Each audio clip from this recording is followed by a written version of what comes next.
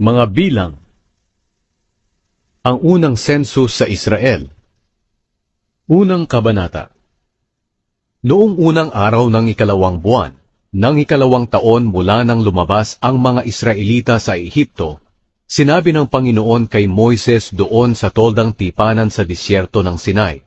Sabi niya, "Isensus ninyo ang buong mamamayan ng Israel, ayon sa kanilang lahi at pamilya. Ilista ninyo ang pangalan ng lahat ng lalaki na may edad 20 taong gulang pataas, na may kakayahan sa paglilingkod bilang sundalo. Kayong dalawa ni Aaron ang mamamahala sa sensus ng bawat lahi ng Israel. Tutulong sa inyo ang pinuno ng bawat lahi.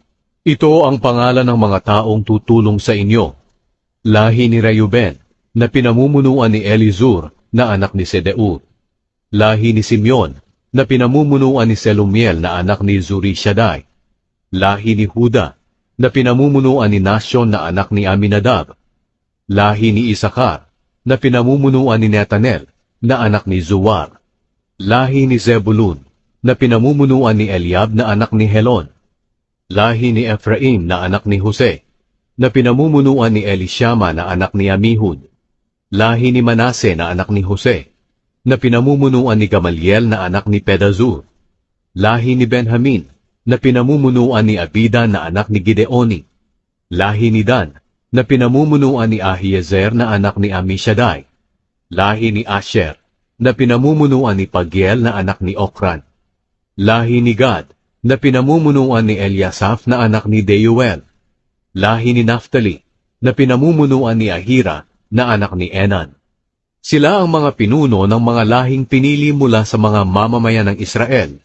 Kasama ng mga pinunong ito, tinipon ni na Moises at Aaron ang lahat ng mga Israelita ng araw ding iyon.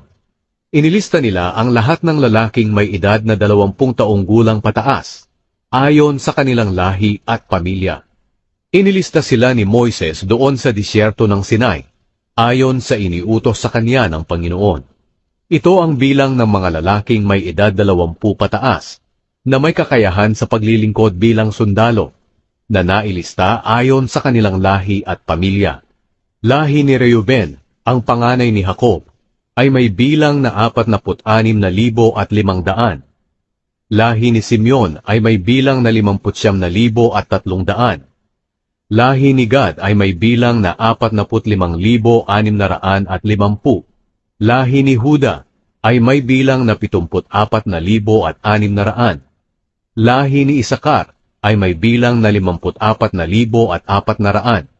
Lahi ni Zebulun ay may bilang na 57,400.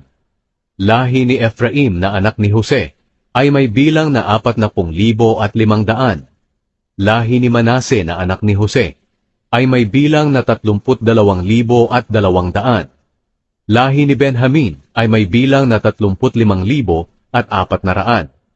Lahi ni Dan ay may bilang na 62,700. Lahi ni Asher ay may bilang na 41,500. Lahi ni Naphtali ay may bilang na 53,400. Sila ang mga lalaking nabilang ni na Moises at Aaron at ng 12 pinuno ng Israel. Ang bawat isa sa kanila ay kumakatawan sa kani-kanilang pamilya.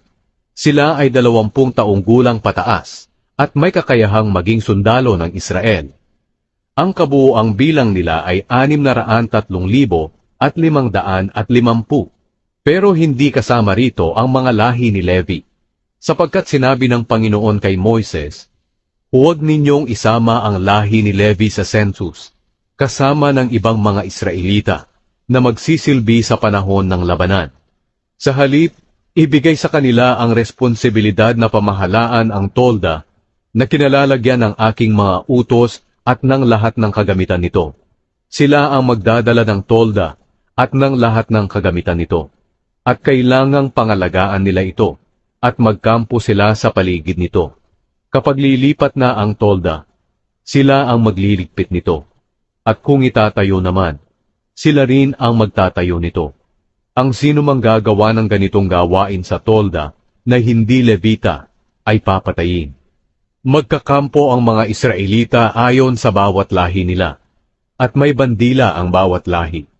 Pero ang mga Levita ay magkakampo sa paligid ng tolda na kinalalagyan ng aking mga utos para hindi ako magalit sa mga mamamayan ng Israel.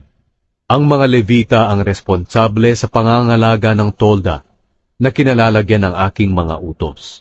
Ginawa itong lahat ng mga Israelita ayon sa iniutos ng Panginoon kay Moises.